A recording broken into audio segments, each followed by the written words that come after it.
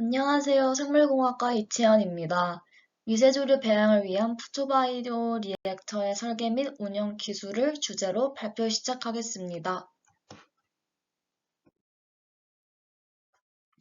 최근 에너지 수요가 급증하면서 친환경적이고 지속 가능한 에너지원에 대한 관심이 높아지고 있습니다. 미세조류는 빠른 성장 속도와 높은 생산성을 갖추고 있으며 이산화탄소를 효과적으로 흡수하여 환경 문제 해결에도 기여할 수 있는 소중한 자원입니다. 이러한 이유로 미세조류는 바이오 연료, 바이오 의약품, 환경 정화 등 다양한 산업 분야에서 활용되고 있습니다.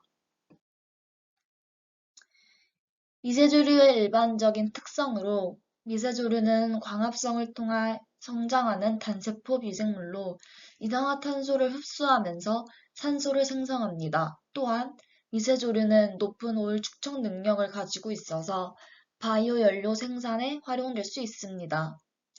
일부 종은 전체 바이오매스의 70%까지 오일을 축적할 수 있어서 지속 가능한 에너지원으로 주목받고 있습니다.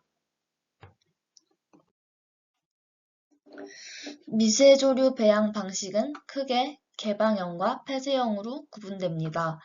개방형 시스템은 낮은 초기 비용과 대규모 생산이 가능하지만 환경 변화에 취약하고 박테리아, 곰팡이, 다른 미생물에 의한 오염 위험이 있으며 온도 조절 어려움을 겪습니다.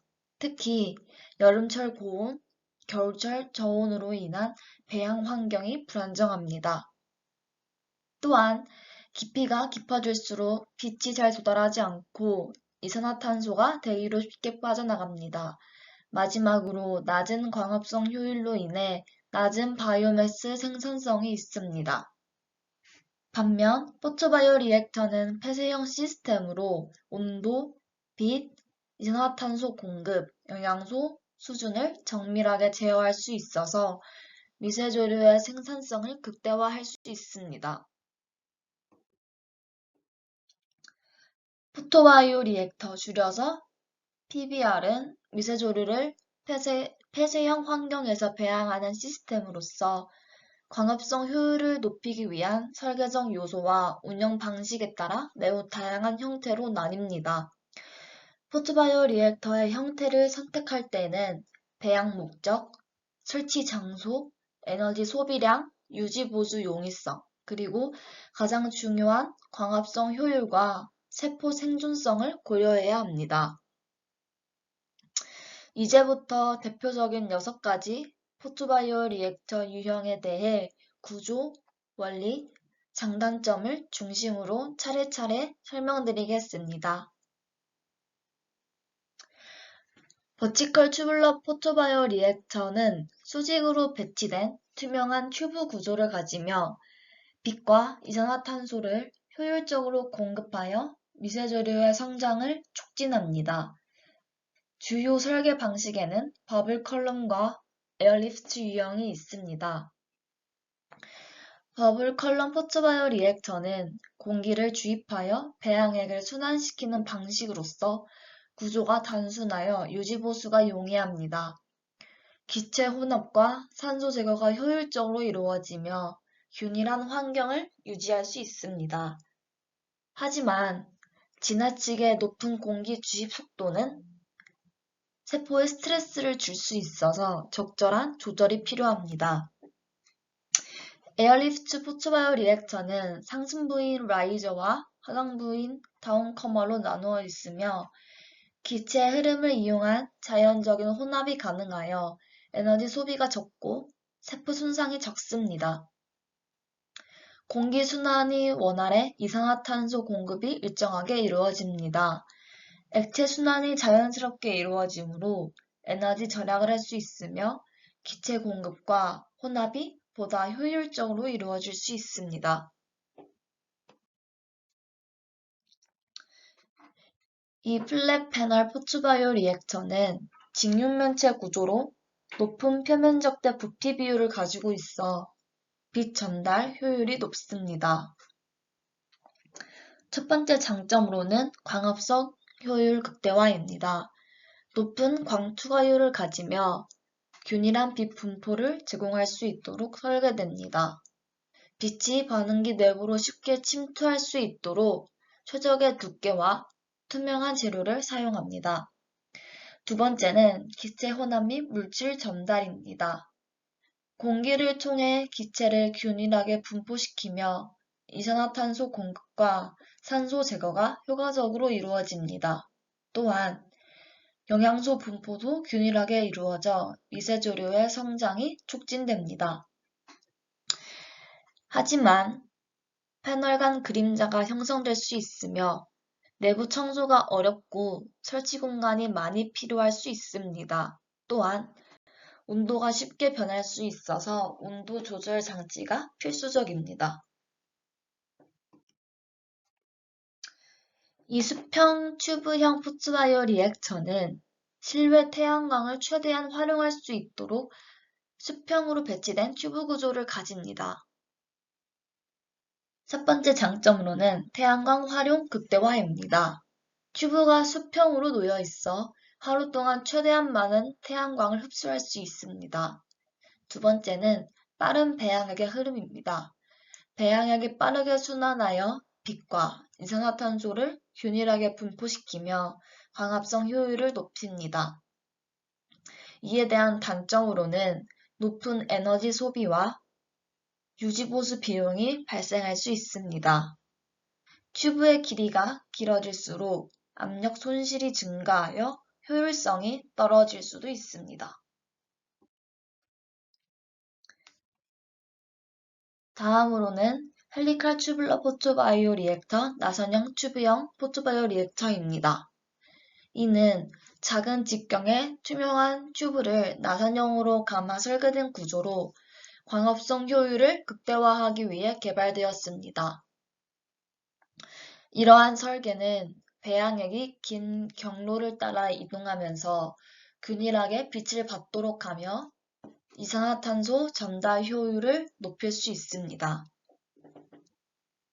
이에 대한 장점으로는 첫째, 광합성 효율 극대화입니다. 나선형 튜브 구조는 빛의 침투를 최적화하여 배양액 전체에 균일한 광합성 환경을 조성합니다. 또한 빛과 어둠이 빠르게 반복되는 플래싱 라이트 효과를 통해 미세조류의 광합성 활성도를 높일 수 있습니다. 두 번째 장점은 이산화탄소 용해도 증가입니다. 튜브가 길고 연속적인 구조로 되어 있어 배양액이 이동하는 동안 이산화탄소가 지속적으로 용해되며 이산화탄소의 흡수율이 증가합니다. 이를 통해 미세조류의 성장이 촉진되며 높은 생산성을 유지할 수 있습니다. 세 번째로는 유체 흐름의 균일성입니다. 나선형 구조 덕분에 배양액이 일정한 속도로 흐르며 측류와 난류가 균형을 이루어 영양소와 기체가 균일하게 분포됩니다. 하지만 나선형 구조의 제작 및 유지보수 비용이 상대적으로 높으며 긴 튜브 내에서 압력 손실이 발생할 가능성이 있습니다. 또한 튜브가 길어질수록 유체의 흐름을 유지하기 위한 추가적인 에너지가 필요할 수 있습니다. 배양액의 순환 과정에서 세포가 물리적 스트레스를 받을 가능성이 높아 최적의 순환 속도를 조절하는 것이 중요합니다. 정리하자면 이 포토바이오 리액터는 나선형 구조로 설계되어 빛을 균일하게 분포시키며 이산화탄소 흡수 경로가 길어져 기체 교환이 원활합니다. 하지만 구조가 복잡하여 제작 비용이 높고 세포에 기계적 스트레스가 가해질 가능성이 있습니다. 마지막으로 스터럴 탱크 포토바이오 리액터인 교반형 탱크형 포토바이오 리액터입니다. 이는 기존의 화학 반응기에서 발전된 형태로 내부에 교방 장치인 임펠러를 장착하여 배양액을 지속적으로 혼합하는 방식으로 운영됩니다. 교반을 통해 이산화탄소 공급, 영양소 혼합, 온도 조절 등의 환경을 일정하게 유지할 수 있어서 실험실 연구뿐만 아니라 산업적 응용에 활용됩니다. 이에 대한 장점으로는 첫째, 균일한 혼합 및 영양소 공급입니다. 임펠러를 사용하여 배양액을 균일하게 혼합함으로써 이산화탄소 공급과 영양소 분포를 최적화할 수 있습니다. 또한 혼합 속도를 조절하여 세포가 일정한 성장 환경을 유지할 수 있도록 합니다. 두 번째 장점은 산소 및 기체 조절이 용이합니다. 미세조류의 광합성 과정에서 발생하는 산소를 효과적으로 제거하여 광합성을 지속적으로 유지할 수 있습니다. 높은 세포 밀도를 유지하면서도 기체 교환이 원활하게 이루어질 수 있도록 설계됩니다. 마지막 장점으로는 고밀도 배양이 가능합니다. 균일한 환경 조성이 가능하여 높은 세포 밀도의 배양이 가능하며 바이오매스 생산성이 증가합니다. 이는 바이오 연료, 바이오 의약품, 기능성 식품 등 다양한 산업 분야에서 활용될 수 있습니다.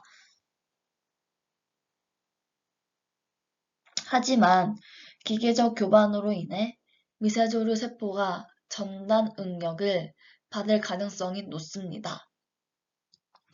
특정 속도를 초과하면 세포가 손상되거나 사멸할 수 있기 때문에 적절한 회전 속도를 유지하는 것이 가장 중요합니다.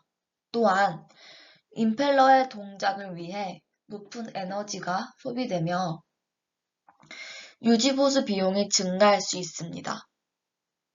이 스터럴 탱크 포토바이오 리액터는 내부 교반 장치를 이용하여 배양액을 지속적으로 혼합함으로써 균일한 배양 환경을 제공합니다.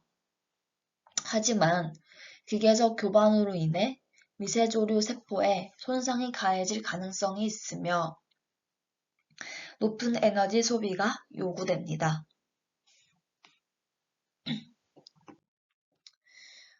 포토바이오 리액터 설계 시 고려사항입니다. 포토바이오 리액터를 설계할 때는 미세조류의 최적 성장 환경을 조성하기 위해 다양한 요소를 고려해야 합니다. 첫째는 세포 밀도 및 유동 속도입니다. 고밀도 배양과 원활한 물질 이동을 위한 난류 조성이 필요합니다. 두 번째는 조명 설계입니다. 광합성을 극대화하기 위해 빛의 강도와 분포를 최적화해야 합니다. 셋째는 이산화탄소와 산소의 균형입니다. 이산화탄소 공급을 최적화하고 산소 제거 시스템을 설계하여 광합성을 촉진해야 합니다. 네 번째는 온도 제어입니다. 계절 변화에 따라 적절한 냉각 및 가열 시스템을 적용해야 합니다. 마지막으로는 난류 및 영양소 공급입니다. 균일한 배양 환경을 유지하기 위해 적절한 교반과 기체 주입 방식이 필요합니다. 계절별 기후에 맞춘 포토바이오 리액터를 설계해야 합니다. 특히 한국은 사계절이 뚜렷한 나라입니다.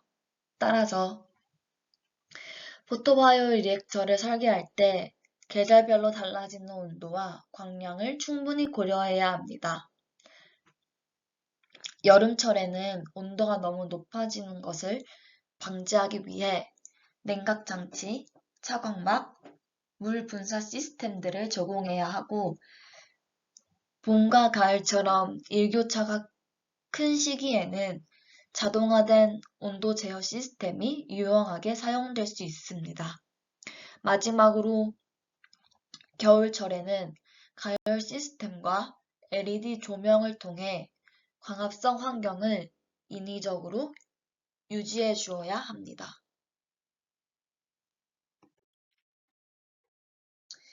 마지막으로 이산화탄소 활용 및 공급입니다. 산업체에서 배출되는 이산화탄소는 그 자체로는 환경오염의 원인이지만 미세조류 배양에서 있어서는 소중한 자원이 될 수 있습니다.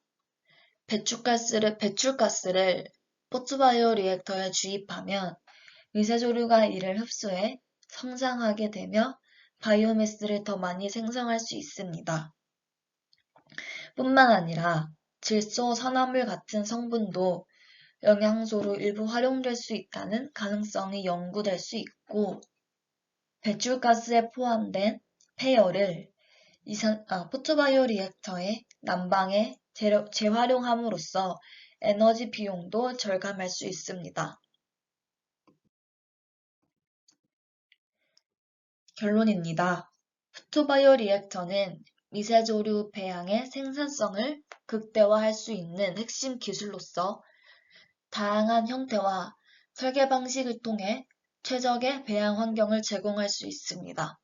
특히 계절적 기후에 맞춘 설계와 이산화탄소 활용 전략은 경제성과 지속 가능성을 동시에 확보할 수 있는 중요한 요소입니다.